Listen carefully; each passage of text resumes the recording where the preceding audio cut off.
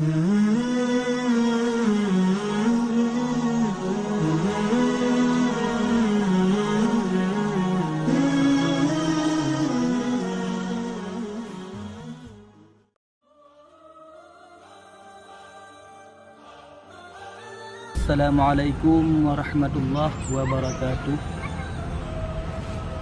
Hamdan syukran lillah, salatan wassalaman ala rasulillah, la nabiyya ba'dah.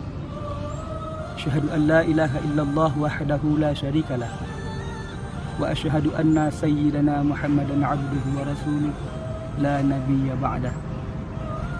Allahumma salli wa sallim ala sayyidina Muhammad wa ala ali sayyidina Muhammad.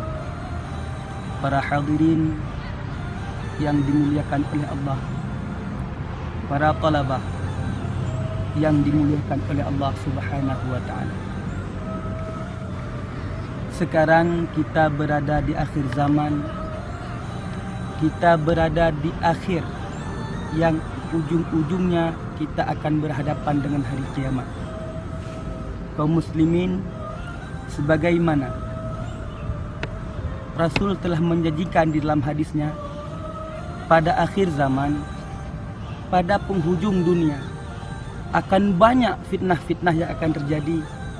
Maka kita pandai-pandailah kita sebagai umat untuk memilih dan memilah yang mana yang benar dan yang mana yang salah. Kaum muslimin yang dimuliakan oleh Allah, pada zaman penghujung dunia, banyak kita lihat madu bermerek racun dan sebaliknya racun bermerek madu. Andai racun jelas merek racun, madu jelas merek madu, sungguh mudah untuk dipilah dan dipisah oleh kaum muslimin yang dimuliakan Allah. Karena hal inilah yang menyebabkan umat Islam susah untuk membedakan mana yang benar, mana yang salah. Banyak sekali kita lihat yang benar kelihatannya salah, yang salah dimanipulasikan dijadi sebagai untuk alat kebenaran.